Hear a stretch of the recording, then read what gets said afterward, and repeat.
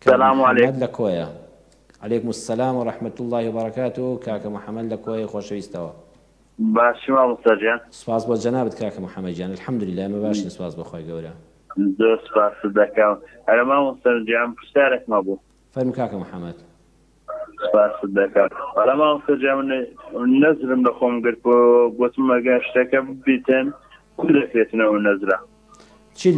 چی لە خۆلگرپ و نەزرەکەت چیت هێنا بەدەما هاتبوو لە نێت دڵتا هەبوو؟ مامۆستا گیان حەیوانێکم لە خۆم گرت بوو.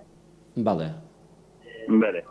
جا ئێستا دەتەوێت چی بکەین؟ پرسیارەکە چی؟ حەیوانەکە بگۆڕی؟ والله هەر دەمێ حەیوانەکەت بوو بڵێ بیکەم باشە.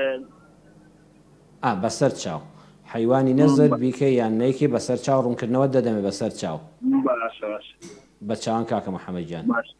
کاکە محەممەد لە کۆیەوە باسی پرسیاری حەیوانی نەزریشی کرد، وتی نەزرێکم کردووە وتم ئەگە خوای گەورە ئەو کارم بۆ بکە حەیوانێک دەکەم. ئێستا شکر کارەکە بووە، بەڵێ تۆش وەفا بە نەزرەکەت بکە، لی پەشیمان مەبە کاکە محەممەد لە کۆیەوە. هەر ئێستا یعنی بەیانی ناوی خوای لێبێنە مەی خەدوو بەیانی ئەگە خوا ئاواتی هێناوێجێ ئەنجارەکانە ڕاڕام مەبە، شەیتان پەشیمانن نەکاتەوە وڵات توانی ئیشەکەم ڕۆیشت. ئینشاءڵڵا ناوی خوای لێبێنە. چه حیوانێک شقڵەکەی هاتۆتە بەر چاوت، حیوانی گەورەیە گۆلیکە مەڕە بزنە بەرخە چی هاتبووە ناو دڵ و دەروونتەوە لەو کاتەدا خوا بەو نێتی خۆت جوابی داویتەوە ئیتر ئەو حیوانە بکە، نەزرەکەت جێبەجێکە، وەفا بە نەزرەکەت بکە.